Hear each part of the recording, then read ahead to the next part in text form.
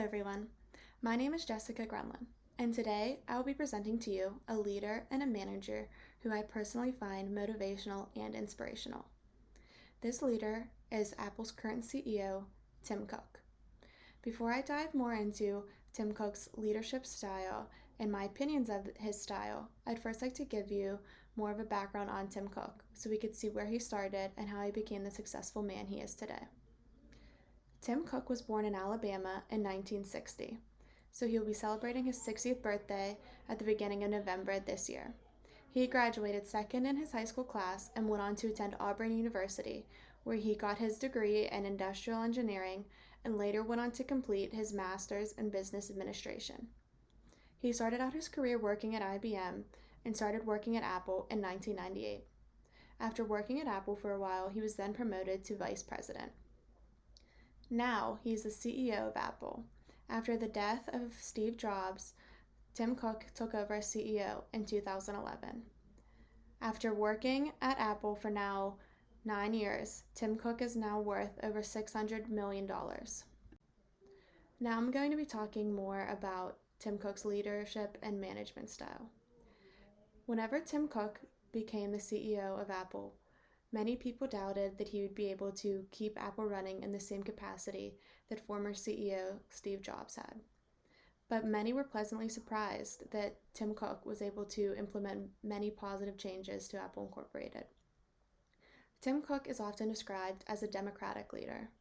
Because he is this type of leader, he is a person that is very approachable and takes into consideration the thoughts of his employees and the public. Tim Cook often encourages feedback. He is a person that gives feedback and also welcomes feedback. So oftentimes he will meet with his employees and tell them stuff that they should work on, and they give him feedback on stuff that he should work on. This is a type of relationship that keeps Apple positive because there's no hostility in these conversations, and these are open conversations that Tim Cook takes into consideration when making decisions for Apple. Tim Cook is also very focused on team building and within these teams, self-leadership.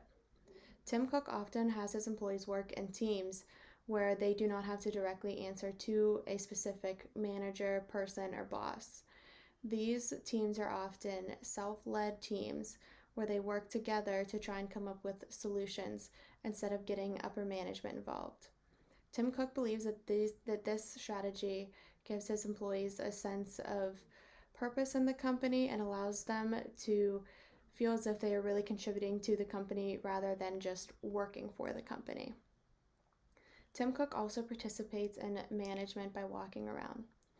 This means that he will often walk around the Apple facilities and talk to his employees or observe what his employees are doing so that he can understand what it is like to work in their facilities, and he gets a sense of the teams that are happening, and this also gives him a chance to give and receive feedback.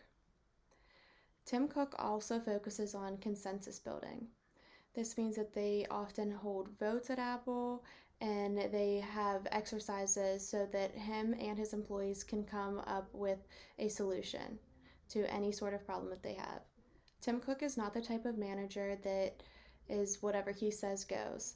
He understands that he cannot make decisions solely based on his wants and needs, and he also needs to listen to the needs of not only the public, but his employees as well.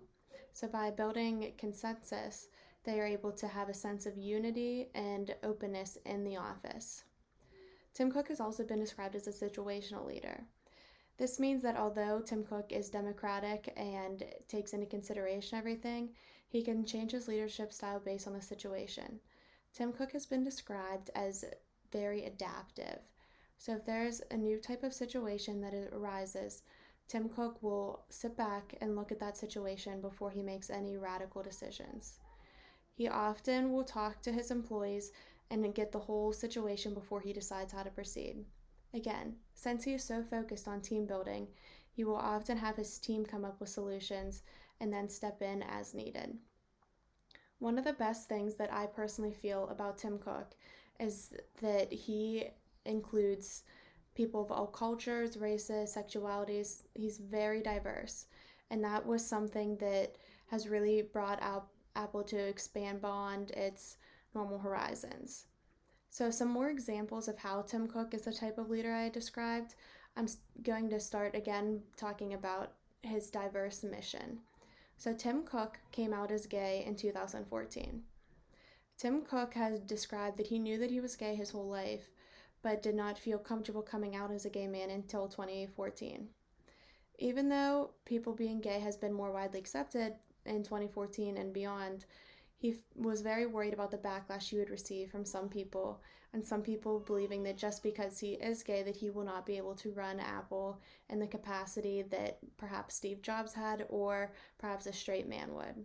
This is very discouraging to Tim Cook, but he decided that instead of getting more discouraged by people's comments or opinions, he would instead work to make the workplace a better space for everyone. So because of this, as I stated earlier, he will allow any person, regardless of background, ethnicity, race, culture, religious belief, sexuality, gender, disabilities, he allows anyone to work for him. He often says, as long as you're qualified, you can work for Apple. So this is something that I really admire for Tim Cook, and I think that this has contributed to Apple's success because no one feels like an outsider at Apple. Tim Cook has made it very clear that everyone needs to be treated equally and with respect, regardless of any differences in opinions or sexuality, race, gender. Another example of Tim Cook's management style is that he supported the Employment Non-Discrimination Act. This again goes with his mission of being a very diverse company. Tim Cook fought for the Employment Non-Discrimination Act to get passed, and he supported it even by going to different political parties and political people to try and explain how this would help various companies and how his diverse relations has helped Apple become the strong company that it is still to this day. Another example of Tim Cook's leadership style is his loyalty. In 2013, Apple actually experienced some privacy concerns. These concerns were that people's pictures and text messages, emails were being hacked and leaked. And many leaders in this situation would pretend that this leak didn't happen, try and fix it behind closed doors. But Tim Cook told not only his employees but the public what was going on. He realized that there was a problem, and instead of lying or keeping things behind closed doors, Tim Cook decided to be honest and open about what had happened to Apple. And after this leak had occurred, he had met with various groups in his facilities and various employees, and they worked to come to a solution.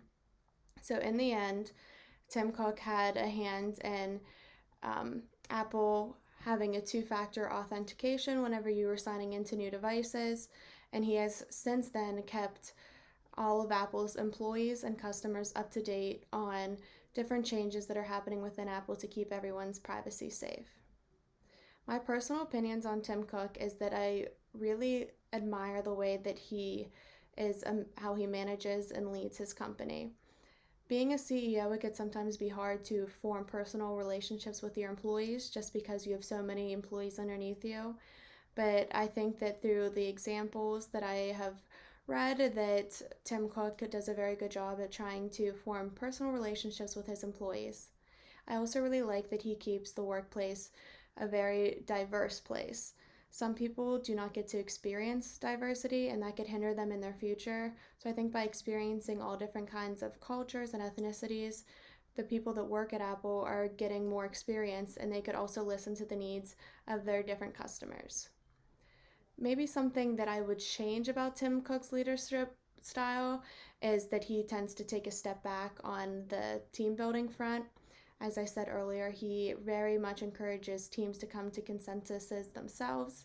But I know personally, I am an anxious person, so if I was doing team building with someone and we couldn't come to a solution, my first thought would be, well, we should go to the higher ups and try and figure it out that way. So personally, if Tim Cook was my boss, I would prefer for him to kind of have someone step in and maybe be a mediator. There are a lot of things that I think that Tim Cook does right, and maybe the things that I would change or just personal, and some other people might really love the things that he does. But all in all, Tim Cook has very much inspired me to become a more accepting person, and Tim Cook has also shown that we should not doubt people based on their differences.